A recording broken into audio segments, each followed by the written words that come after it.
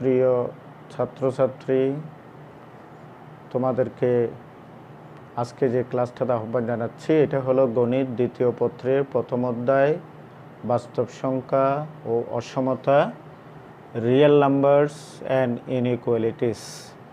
এটি ব্যাপক আলোচনার বিষয়। হয়তো তোমরা এটাতে অনেক বিরক্ত হয়ে যেতে পারো, কিন্তু মূলত এই বেসিক জিনিসগুলো আমাদের জানা অতীব জরুরি। এই জন্য যে তোমরা যখন এমসিকিউ অ্যান্সার করবে অথবা ভর্তি পরীক্ষার জন্য এই অধ্যায়ের খুঁটিনাটি বিষয়গুলো খুবই দরকার। সেই কারণে কষ্ট হলেও তোমাদের এই বিষয়গুলা অনুধাবন করতে হবে। আমি মোটামুটি জিস্ট জিনিসগুলো তোমাদেরকে দেখিয়ে দেব। এর বাইরেও পাঠ্য বই থেকে অনেক কিছুই তোমাদেরকে পড়তে হবে, জানতে হবে, কারণ এই চ্যাপ্টারের ব্যাপকতা বিশাল। প্রথমত তোমরা জানো যে কোনো একটি অধ্যায় শুরু করলে আমরা সেই অধ্যায়টি অধ্যয়ন করার পরে কি কি বিষয়গুলো তোমরা জানতে পারবে তার একটি তালিকা হলো আমাদের শিকনফল। তাহলে আসো, শিকনফলের জন্য আমরা 1 নাম্বার যে শিকনফলটি সেটা হলো বাস্তব সংখ্যার বিভিন্ন উপসেট বর্ণনা করতে পারবে। বাস্তব সংখ্যার উপসেটগুলো আমরা বর্ণনা করব, একটু পরে দেখাবো। বাস্তব সংখ্যার স্বীকার্যভিত্তিক বর্ণনা করতে পারবে। নাম্বার 3, বাস্তব সংখ্যার অসমতা সম্পর্কিত স্বীকার্যগুলি বর্ণনা ও প্রয়োগ করতে পারবে। নাম্বার 4, পরম মানের ধর্মাবলী বর্ণনা, প্রমাণ ও প্রয়োগ করতে পারবে। নাম্বার 5, এক চলক সম্বলিত অসমতা ব্যাখ্যা, সমাধান ও সংখ্যারেখায় প্রদর্শন করতে পারবে। নাম্বার 6, পরম মান সম্বলিত অসমতা সমাধান করতে পারবে। এটি এক্সারসাইজ 1.1 প্রথম অনুশীলনীটাতে এই 6টি বিষয় নিয়ে আমরা আলোচনা করব এবং এর প্রমাণ প্রয়োগগুলো আমরা তোমাদেরকে বোঝানোর চেষ্টা করব। তাহলে আসো, আমরা একটা চার্ট দেখাই যার মাধ্যমে এই বাস্তব সংখ্যা এবং তার উপসেটগুলো কোত্থেকে কীভাবে আসলো সেটা তোমরা একটু বুঝতে পারো। বাস্তব জগতে সংখ্যার যে বিশাল ব্যাপকতা, এই সম্পূর্ণ সংখ্যাগুলোকে অ্যাবজর্ব করতে পারে যে বিষয়টি, সেটি হলো জটিল সংখ্যা। এই জটিল সংখ্যাটাকে আমরা বলে থাকি, জটিল সংখ্যাটা হলো একটা সুপারসেট। তাহলে আমরা তালিকাটা এভাবে শুরু করি। প্রথমে জটিল সংখ্যা। জটিল সংখ্যা, জটিল সংখ্যাটা ইংরেজিতে বলা হচ্ছে কমপ্লেক্স নাম্বারস। Complex numbers. এই কমপ্লেক্স নাম্বারসটাকে আমরা সিম্বলিকভাবে সি দিয়ে এই পাশে একটু টান দিয়ে এরকম করে লিখব। এই যে লিখলাম, এটাকে বলা হয় ডাবল স্ট্রাক লেটার। এটাকে বলা হয় ডাবল স্ট্রাক লেটার্স।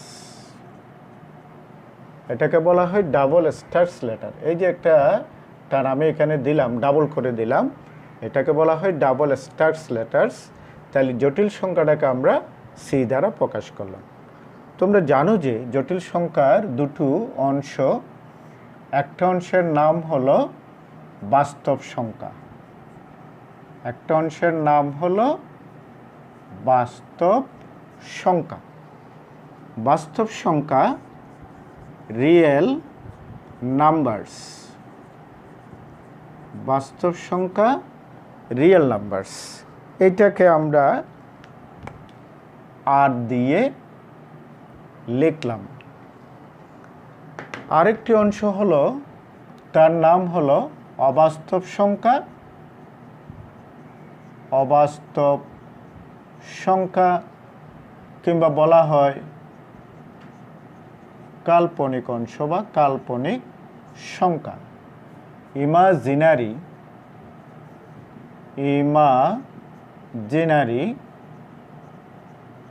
নাম্বারস। তাহলে জটিল সংখ্যার একটি অংশ হলো বাস্তব সংখ্যা। এই বাস্তব সংখ্যার ধারণাটি যারা দেন সমসাময়িক কালের তিনজন জার্মান গণিতবিদ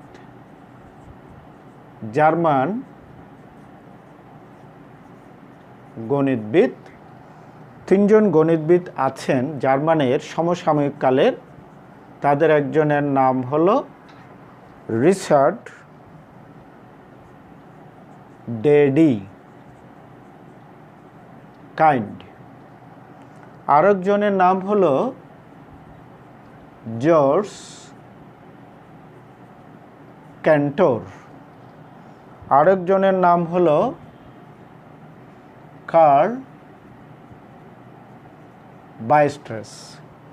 এই তিনজন মিলে জটিল সংখ্যার ধারণাটি দেন। তারা বলতে চাচ্ছেন যে মূলদ সংখ্যা এবং অমূলদ সংখ্যা এই দুটোর সমন্বয়ে বাস্তব সংখ্যাটা গঠিত। মূলত 1871 সালে জর্জ ক্যান্টর এই বাস্তব সংখ্যার ধারণাটা খুব ভালোভাবে উপস্থাপন করেন। ফলে অনেকগুলো বইতে তোমরা দেখবা যে বাস্তব সংখ্যার আবিষ্কর্তা হিসাবে জর্জ ক্যান্টরের নামটি লেখা আছে।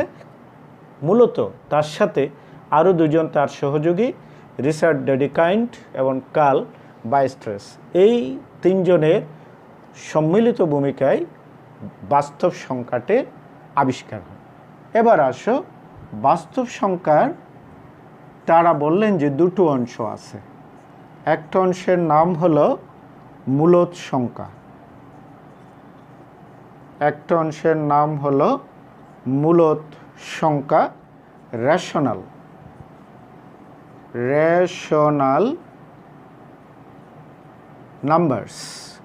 এই মূলদ সংখ্যাটাকে আমরা কিউ দ্বারা প্রকাশ করি। কিউটা দুই পাশে ডাবল করে দিলাম কিউ। এই কিউটা কোত্থেকে আসলো? কিউ হলো কোয়েশ্চেন্ট মানে হলো ভাগফল। কিসের ভাগফল? এটা আমরা আরও ব্যাপক আলোচনায় যখন যাব তখন দেখাবো। সেই হিসেবে আমরা কিউটাকে উপস্থাপন করলাম। আর বাস্তব সংখ্যার আরেকটি অংশ হলো অমূলদ সংখ্যা। অমূলদ সংখ্যা ইরেশনাল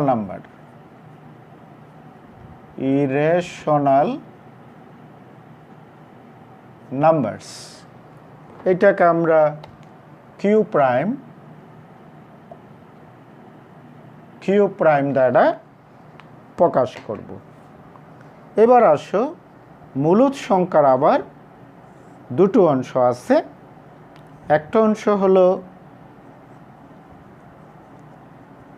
ভগ্নাংশ ফ্র্যাকশন, আরেকটি অংশ হলো পূর্ণ অংশ বা পূর্ণ সংখ্যা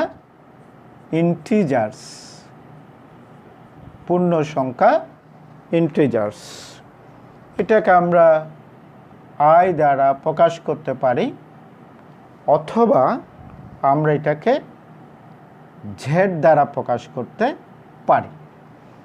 এখানে ডাবল টান দিতে হবে, জেড দ্বারা প্রকাশ করতে পারি। এই জেড কোত্থেকে আসলো? জেড হলো এটা একটি জার্মান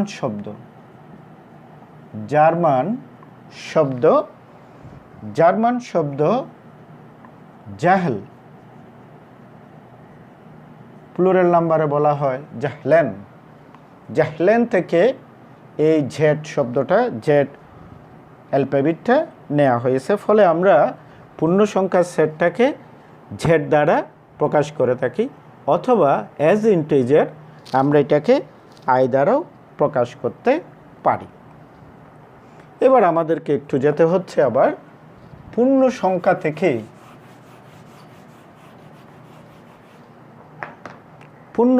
থেকে আমাদের যেহেতু বোর্ডে নিচের দিকে জায়গা নেই, এই পূর্ণ সংখ্যা ইন্টিজার্সকে এখানে নিয়ে আসলাম। ইন্টিজার থেকে আমরা দুটো অংশ পাব। ইন্টিজারের আবার দুটো অংশ, ইন্টিজার পূর্ণ সংখ্যা। তোমরা জানো যে পূর্ণ সংখ্যা -5, -4, -3, -2, -1, 0, 1, 2, 3, 4, 5 ইত্যাদি। এই পূর্ণ সংখ্যার ঋণাত্মক যে অংশটা তাকে বলা হয় ঋণাত্মক পূর্ণ সংখ্যা। ঋণাত্মক পূর্ণ সংখ্যা ইংরেজি হলো নেগেটিভ ইন্টিজার্স। এটাকে আমরা, যেহেতু নেগেটিভ ইন্টিজার্স, এটাকে আমরা Z মাইনাস দ্বারা প্রকাশ করতে পারি। আরেকটি অংশ হলো অঋণাত্মক পূর্ণ সংখ্যা। অঋণাত্মক পূর্ণ সংখ্যা, নন নেগেটিভ ইন্টিজার্স। এটাকে আবার হোল নাম্বারসও বলা হয়। এটাকে হোল নাম্বারসও বলা হয়। ফলে আমরা এটাকে সেট আকারে লিখলে পরে ডব্লিউ দ্বারা প্রকাশ করতে পারি। এবার আসো, এই যে অঋণাত্মক পূর্ণ সংখ্যা দেখালাম, এটির আবার দুটো অংশ। অঋণাত্মক পূর্ণ সংখ্যার দুটো অংশ। একটা অংশ রয়েছে তোমার 0, 0, আরেকটি অংশ রয়েছে তোমার যারা ধনাত্মক পূর্ণ সংখ্যা, তাদেরকে আমরা বলছি স্বাভাবিক সংখ্যা, অথবা বলতে পারো ধনাত্মক পূর্ণ সংখ্যা। ফলে এটাকে আমরা লিখতে পারি ন্যাচারাল নাম্বারস, কিংবা আমরা বলতে পারি পজিটিভ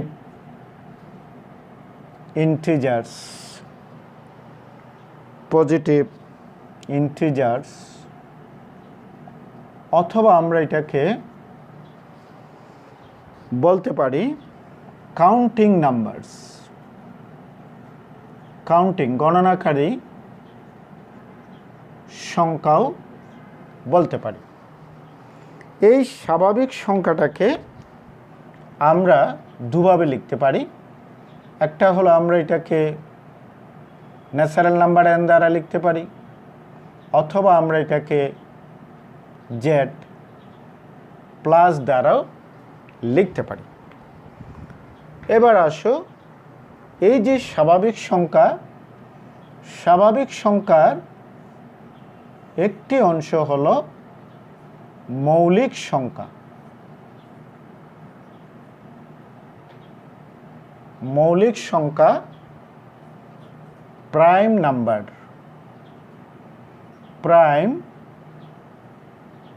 নাম্বারস।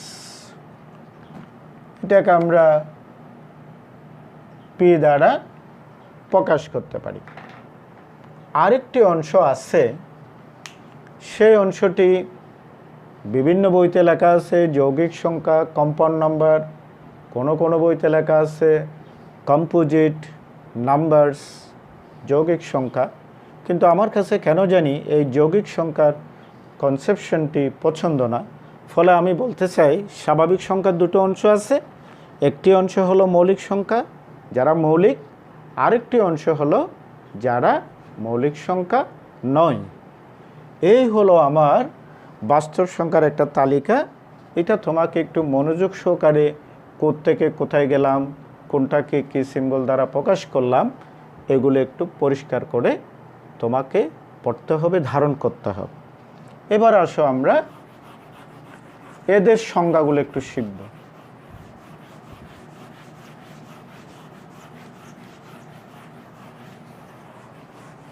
এদের সংজ্ঞাগুলা আমরা একটু শিখতে চাই। আমরা প্রথমত লিখব বাস্তব সংখ্যা। বাস্তব সংখ্যা রিয়েল নাম্বারস। অনেক ধরনের সংজ্ঞা আছে। আমরা বলছি মূলত ও অমূলত সংখ্যার সমন্বয়ে বাস্তব সংখ্যা গঠিত। তাহলে আমরা বলতে পারি যেমন real number set dot dot দিয়ে -5 -4 -3 -1 -half -1/3 0 half 2/3 1 2 3 ইত্যাদি। আমি করলাম কি, কিছু ঋণাত্মক নিলাম, কিছু ধনাত্মক নিলাম, শূন্য নিলাম, ভগ্নাংশ নিলাম, এভাবে একটা বাস্তব সংখ্যার সেট লিখলাম। এবার আসো বাস্তব সংখ্যার দুটো অংশের একটা অংশ বলছিলাম আমরা মূলত সংখ্যা। মূলত সংখ্যা রেশনাল নাম্বারস। মূলত সংখ্যা রেশনাল নাম্বারস। রেশনাল নাম্বারসের সংজ্ঞাটা অনেকভাবে বলা যায়। দুইটি পূর্ণ সংখ্যার অনুপাত রূপে প্রকাশিত সংখ্যা সমূহকে মূলত সংখ্যা বলে। মূলত সংখ্যাকে আমরা যদি দশমিকে প্রকাশ করি, মূলত সংখ্যাকে দশমিকে প্রকাশ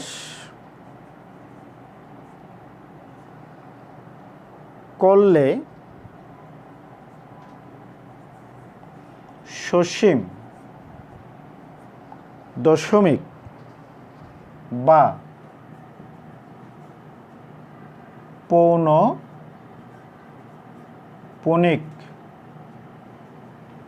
পাওয়া যায়। যেমন 1/3 যদি আমরা করি তাহলে পাবো 0.33333, দ্যাট ইজ 0.3 পৌনঃপুনিক। সুতরাং আমরা যে বলেছি মূলত সংখ্যাকে আমরা কিউ দ্বারা প্রকাশ করব। কিউ দ্বারা প্রকাশ করার কারণটা কি ছিল? কিউ সমান x such that x সমান p/q। এই যে পি কিউ দুইটা পূর্ণ সংখ্যার কোয়েশ্চন বা বাক হিসাবে আমরা এটাকে প্রকাশ করলাম, যেখানে পি কিউ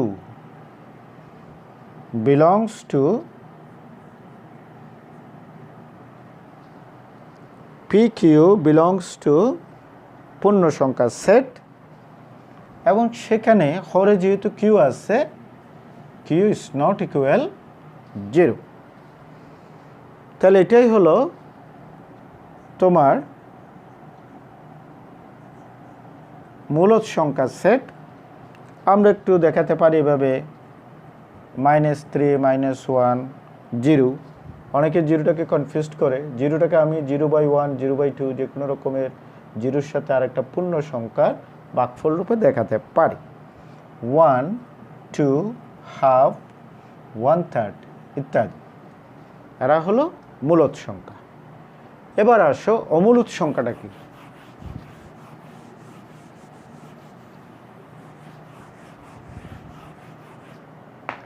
অমূলদ সংখ্যা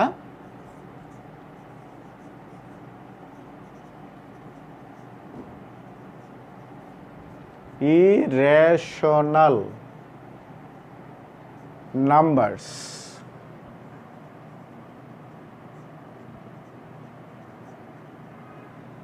ইরেশনাল নাম্বারস, আগেই বলেছি বাস্তব সংখ্যার দুটো অংশ, একটা হলো মূলদ সংখ্যা আর একটা হলো অমূলদ সংখ্যা। তাহলে আমরা বাস্তব সংখ্যা থেকে মূলদ অংশটা যদি বাদ দিয়ে দিই তাহলে আমরা অমূলদ সংখ্যাগুলো পেয়ে যাই। তাহলে তো বলতে পারি মূলদ সংখ্যা ব্যতীত বাস্তব সংখ্যার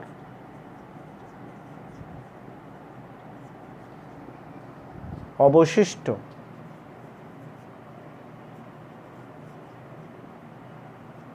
সংখ্যাগুলোকে অমূলদ সংখ্যা বলে। তাহলে আমরা বলতে পারি অমূলদ সংখ্যার সেটটাকে কিউ প্রাইম দ্বারা যদি প্রকাশ করি তাহলে রিয়েল নাম্বার সেট মাইনাস মূলদ সংখ্যার সেট সমান, আমরা এটাকে লিখতে পারি x such that x is not equal p/q, যেখানে pq belongs to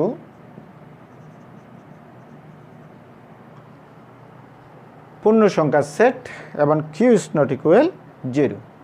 আরেকটি কথা এখানে বলে রাখি, যেগুলো অমূলদ সংখ্যা হবে তাদেরকে দশমিকে প্রকাশ করলে কখনোই সসীম বা পৌনঃপুনিক পাওয়া যাবে না, অসীম দশমিক আসবে এবং শেষ পর্যন্ত তারা মিলবে না। যেমন আমরা বলতে পারি √2, 1.414 ইত্যাদি আসতে থাকবে, √3, 1.732 আরও আসতে থাকবে।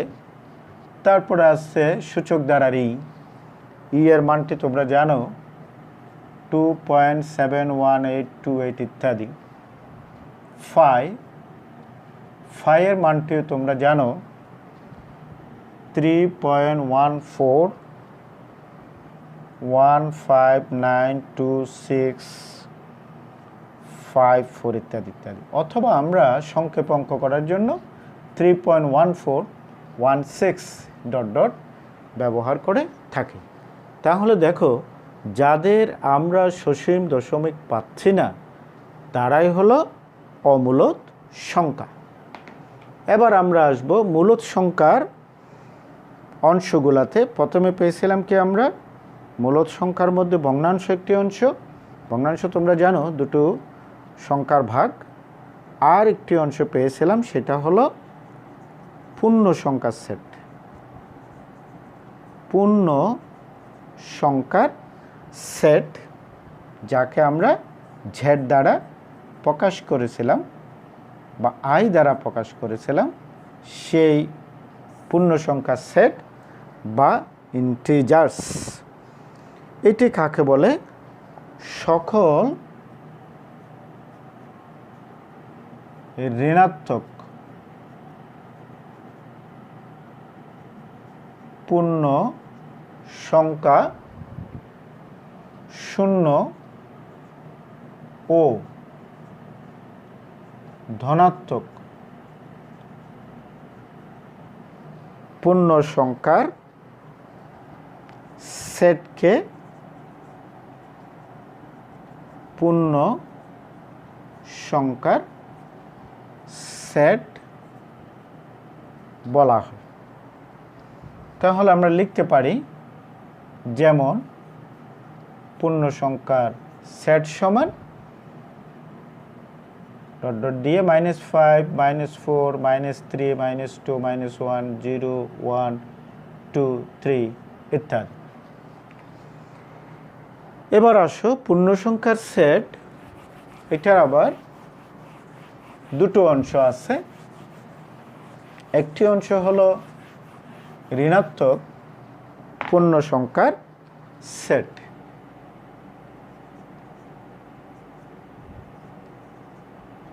ঋণাত্মক পূর্ণ সংখ্যার সেট, যাকে আমরা জেড মাইনাস দ্বারা প্রকাশ করেছিলাম। তাহলে হলো নেগেটিভ ইন্টিজার্স।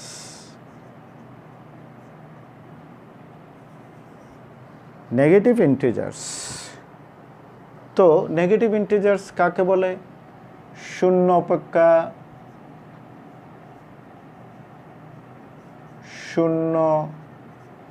অপেক্ষা ছোট পূর্ণ সংখ্যার সেটকে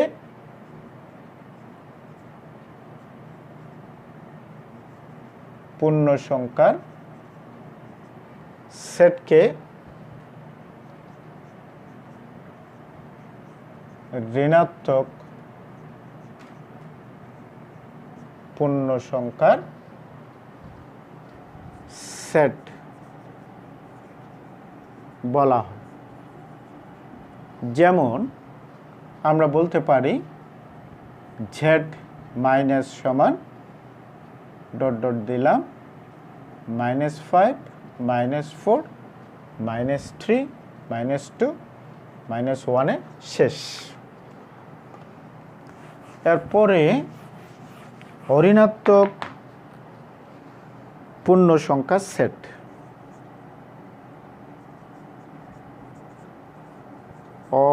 অঋণাত্মক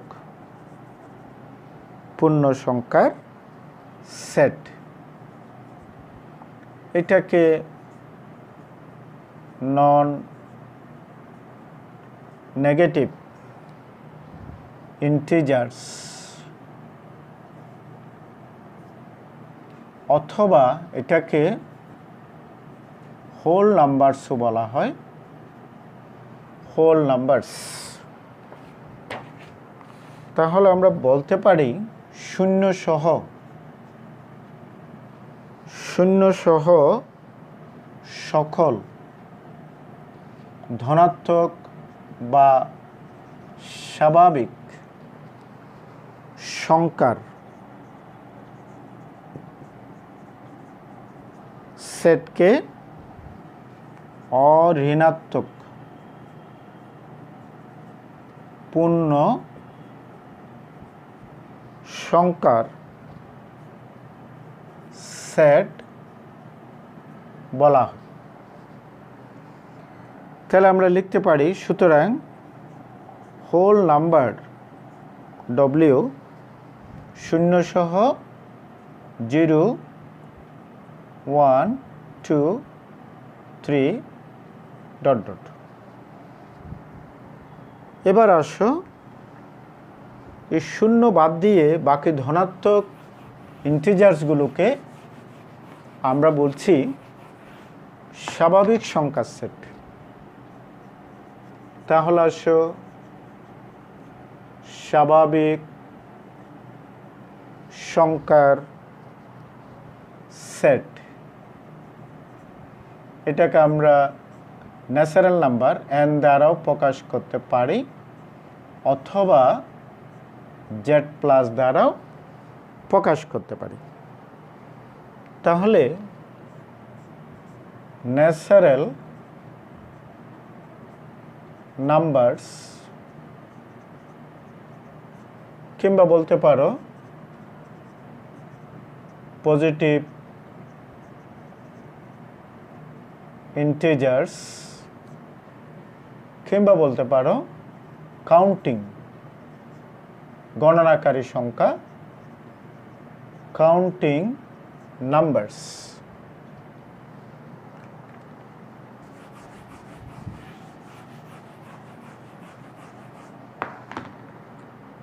এবার আসো ধনাত্মক পূর্ণ সংখ্যার সেটকে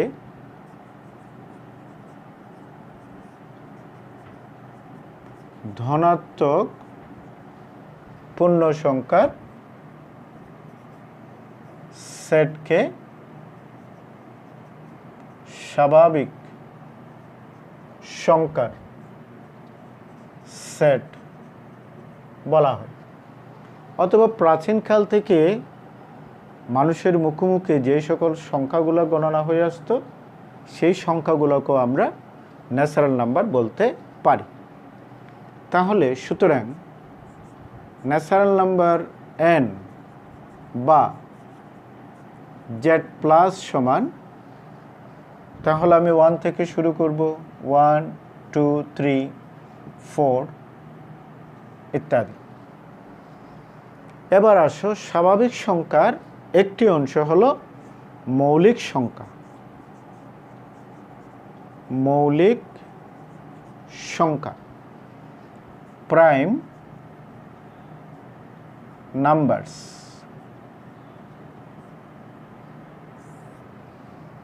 প্রাইম নাম্বারসের সংজ্ঞাটি হলো 1 এর চেয়ে অধিক যে সকল সংখ্যা 1 এবং সেই সংখ্যা দ্বারা বিভাজ্য তাদেরকে মৌলিক সংখ্যা বলে। তাহলে আমরা বলতে পারি প্রাইম নাম্বার সেট সমান 1 হবে না, 1 এর চেয়ে অধিক, তাহলে 2 থেকে শুরু, 2 3 5 7 11 ডট ডট ইত্যাদি। তাহলে একটা বিষয় লক্ষ্য করো, এই যে মৌলিক সংখ্যার সেটটি লিখলাম, এখানে সর্বকনিষ্ঠ মৌলিক সংখ্যাটি হলো 2 এবং সেটি হলো জোড় সংখ্যা, এবং একমাত্র জোড় মৌলিক সংখ্যাই হলো 2। অবশিষ্ট সকল মৌলিক সংখ্যাগুলো বিজোড় সংখ্যা। অবশিষ্ট সকল মৌলিক সংখ্যাগুলো বিজোড় সংখ্যা। আরেকটি বিষয় আছে, মৌলিক সংখ্যার আরেকটি ডেফিনেশন হলো যে সংখ্যাগুলোকে আমরা উৎপাদকে বিশ্লেষণ করলে শুধুমাত্র 2টি গুণনীয়ক পাবো তারাই হলো মৌলিক সংখ্যা। তাহলে তুমি মনে রাখতে পারো, মৌলিক সংখ্যার শুধুমাত্র বা কেবলমাত্র 2টি গুণনীয়ক থাকে। তাহলে লক্ষ্য করে দেখো, 2 কে আমরা লিখতে পারি 1 × 2, 3 কে আমরা লিখতে পারি 1 × 3। তাহলে 2 এর 2টি গুণনীয়ক আছে, একটি হলো 1, একটি হলো 2। 3 তে 1 and 3 2টি গুণনীয়ক আছে। তাহলে 4টা মৌলিক সংখ্যা হবে না কেন? 4 কে আমরা 1 × 1 × 4 আকারে লিখতে পারি। আবার 4 কে আমরা 2 × 2 আকারে লিখতে পারি। তাহলে আমার গুণনীয়ক পাচ্ছি 3টা, 1 2 4। যেহেতু 2 এর অধিক গুণনীয়ক আছে সেহেতু 4টাকে আমরা মৌলিক সংখ্যা বলতে পারি না। আবার 1 কেন মৌলিক সংখ্যা হবে না?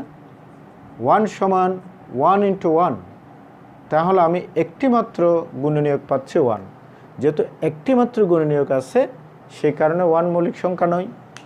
আর 2 এর বেশি গুণনীয়ক আছে বলে 4টা মৌলিক সংখ্যা নয়। শুধুমাত্র 2টি গুণনীয়ক আছে বলেই 2 এবং 3 হলো মৌলিক সংখ্যা। তাহলে স্বাভাবিক সংখ্যার মৌলিক সংখ্যা সমূহ বাদ দিলে অবশিষ্ট যে সংখ্যাগুলো, সেই সংখ্যাগুলোকে আমরা বলবো তারা মৌলিক সংখ্যা নয়। তাহলে স্বাভাবিক সংখ্যার 2টি অংশ, একটি হলো মৌলিক সংখ্যা, আরেকটি হলো মৌলিক সংখ্যা নয়। যদিও বইগুলোতে কম্পাউন্ড নাম্বার বা কম্পোজিট নাম্বার হিসাবে দেওয়া আছে, এই ব্যাপারে আমার দ্বিমত রয়েছে। এবার আমরা একটু যেতে চাই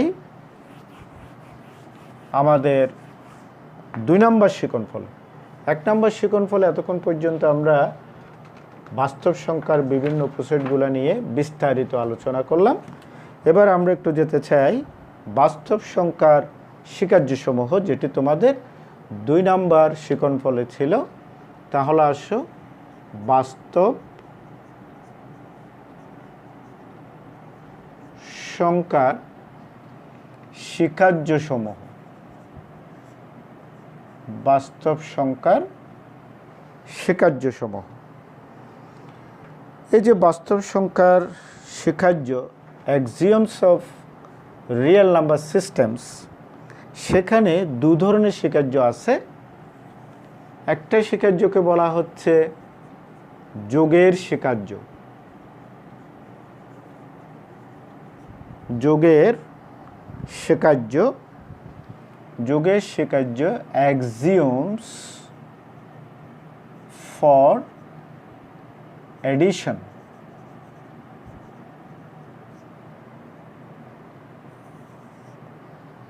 সেখানে কী কী রয়েছে? প্রথমত নাম্বার 1, এটাকে আমরা 1 দিয়ে লিখলাম। এডিশন নাম্বার 1, এডিশন যোগের জন্য 1। প্রথম বিধিটার নাম হলো আবদ্ধতা বিধি। আবদ্ধতা বিধি ইংরেজিতে বলা হয় ক্লোজার ল। ক্লোজার ল। ক্লোজার ল হলো AB belongs to real number set হলে A plus B belongs to real number set. AB যদি বাস্তব সংখ্যা হয় তাহলে তাদের যোগফলটাও বাস্তব সংখ্যা হবে। আবার কোনো কোনো বইতে এভাবে লেখা আছে, সেটি হলো যে সিম্বলটা এরকম এর মতো উল্টো দেখতে, এটাকে বলা হয় for every AB belongs to real number set there exist, এর মতো উল্টো দিকে এই সিম্বলটাকে বলা হয় there exist AB belongs to real number set. এরকমভাবে কোনো কোনো বইতে দেয়া থাকতে পারে। 2 নম্বরে A2, 2 নম্বর বিধিটা আমরা লিখতে চাচ্ছি অনন্যতা বিধি। অনন্যতা বিধি ইউনিকনেস ল। অনন্যতা বিধি, অনন্যতা বিধিতে বলা হচ্ছে ABC belongs to real number set এবং A সমান B হলে A প্লাস C সমান B প্লাস C। অর্থাৎ উভয় পক্ষে সমান সমান বাস্তব সংখ্যার যোগ হলে মানের কোনো পরিবর্তন হচ্ছে না, নয় অন্য অনন্য, তাহলে এটাকে বলা হচ্ছে অনন্য বিধি। নাম্বার 3, বিনিময় বিধি। বিনিময় বিধি, বিনিময় বিধি ইংরেজিতে বলা হচ্ছে কম্যুটেটিভ ল। বিনিময় বিধি, বিনিময় বিধিতে AB belongs to real number set হলে AB সমান BA, এর জায়গায় B গেল, B এর জায়গায় গেল, একটার সাথে একটার বিনিময় হলো, ফলে এটাকে বলা হচ্ছে বিনিময় বিধি। তারপরে আসো A4, সংযোজন বিধি। সংযোজন বিধি associative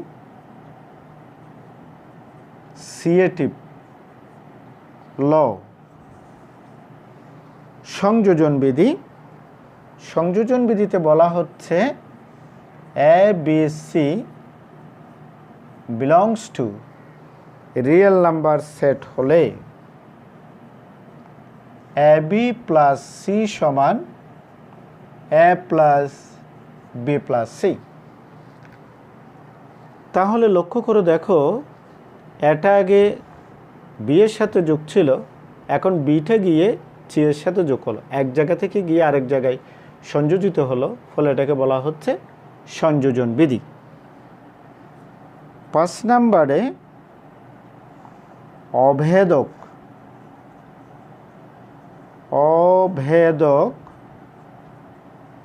অস্তিত্বশীলতা,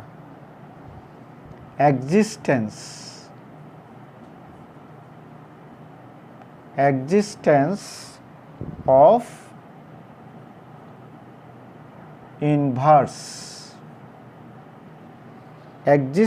of inverse, অভেদক অস্তিত্বশীলতা। 0 a belongs to real number set হলে 0 প্লাস a কিংবা a প্লাস 0 সমান a, যাই ছিল তাই হবে। নাম্বার 6 বিপরীতক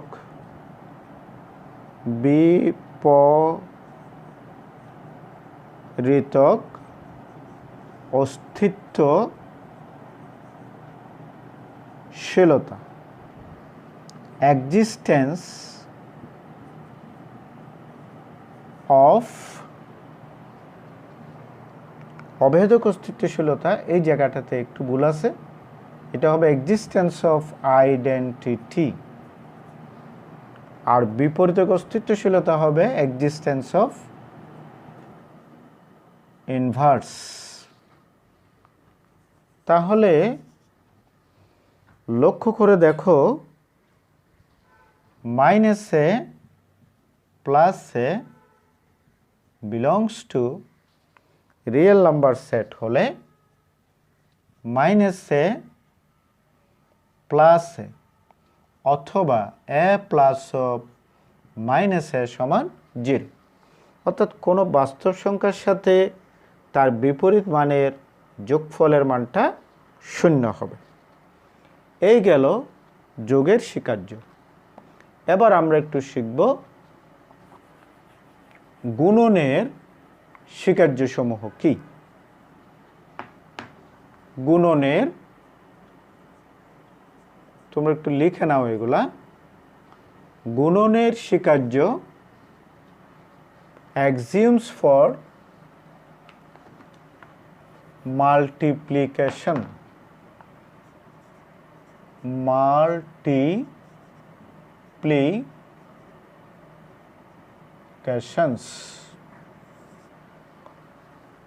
তাহলে আমরা গুণনের স্বীকার্যগুলোকে 1 নম্বরটার নাম দেব M1, বাট বিধিটা ঠিক আছে, আবদ্ধতা বিধি, closure law. AB belongs to real number set হলে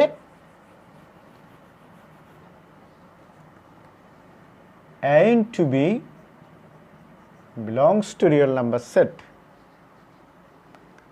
নাম্বার 2, এটাকে আমরা M2 দ্বারা লিখলাম, নামে কি আছে অনন্যতা বিধি। A B C belongs to real number set হলে এবং A সমান যদি B হয়, তাহলে আমরা লিখতে পারি উভয় পক্ষে সমান সমান C এর গুণ করলে AC সমান BC, মানের কোনো পরিবর্তন হচ্ছে না। এবার আসো 3 নাম্বার M3, বিনিময় বিধি, commutative law. AB belongs to real number set হলে তাহলে আমরা একটু আগের বারে আমরা বিনিময় বিধিটা লেখার সময় সেখানে একটু ঝামেলা ছিল, একটু কারেকশন করো। সেটা হলো A প্লাস বি সমান বি প্লাস এ হবে, এর জায়গায় বি যাবে, বি এর জায়গায় যাবে, এটা যোগ। তোমরা যোগেরটা একটু কারেকশন দাও, বাট গুণের বেলায় হবে এ বি সমান বি এ। যোগের বেলায় যেটা লেখা ছিল সেটা একটু কারেকশন করতে হবে। ওখানে a প্লাস বি সমান বি প্লাস এ করে নাও। গুণের বেলায় হবে এ বি সমান বি এ, এর জায়গায় বি গেল, বি এর জায়গায় গেল। আর যোগের বেলায় হবে এ প্লাস বি সমান বি প্লাস এ। এবার আসো 4 নম্বরে M4 সংযোজন বিধি, associative law, ABC belongs to real number set হলে আমরা তাহলে গুণের বেলায় এখানে লিখতে পারি AB ইন্টু সি সমান A ইন্টু BC। 5 নম্বরে অভেদক অস্তিত্বশীলতা, এক্সিস্টেন্স অফ আইডেন্টিটি।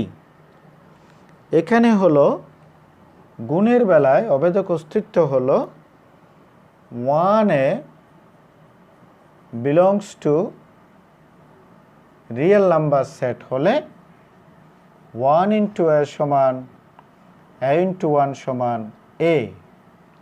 কোনো বাস্তব সংখ্যার সাথে আরেকটি বাস্তব সংখ্যা 1-এর গুণ হলে ফলাফল একই থাকবে। এরপরে নাম্বার 6 M6 বিপরীতক অস্তিত্বশীলতা, existence of inverse. A inverse A belongs to real number set হলে A inverse into A into A inverse সমান 1। কোনো বাস্তব সংখ্যার সাথে তার বিপরীতক মানের গুণফলের মানটা হবে 1। আরেকটি কমন স্বীকার্য আছে যেটি যোগের বেলায়ও এবং গুণের বেলায়ও প্রযোজ্য। একসাথে যোগের কাজও হবে এবং একসাথে গুণের কাজও হবে, সেটির নাম হলো বন্টন বিধি। তাহলে যেহেতু এডিশন অ্যান্ড মাল্টিপ্লিকেশন একসাথে লাগবে, আমরা এটাকে লিখলাম AM দিয়ে বন্টন বিধি। বন্টন বিধি ডিস্ট্রিবিউটিভ ল, বন্টন বিধি। এই বন্টন বিধিটা আবার দুরকম আছে। নাম্বার 1, 1 নাম্বার হলো বাম বন্টন বিধি, এটাকে বলা হচ্ছে লেফট ডিস্ট্রিবিউটিভ ল।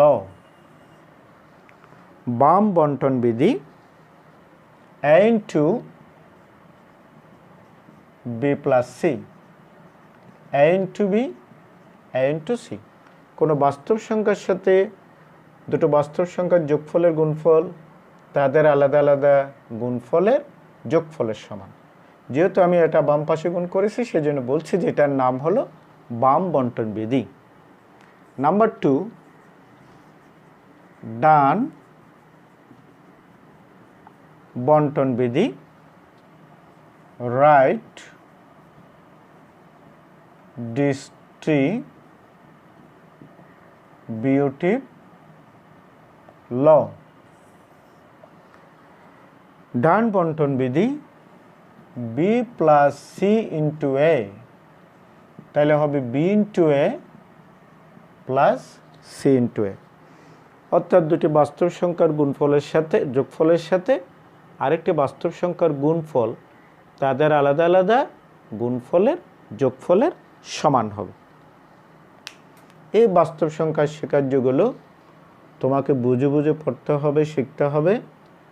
এগুলো এমসিকিউর জন্য যেমন দরকারি, সেরকমভাবে অনুশীলনীতে গেলে আমরা এই সমস্ত স্বীকার্যগুলো ব্যবহার করে যে সকল প্রমাণগুলো করব, প্রমাণের পাশে সংশ্লিষ্ট স্বীকার্যটি লিখে দিতে হবে, না হলে ওই অঙ্কে পুরোপুরি নাম্বার পাওয়া যাবে না।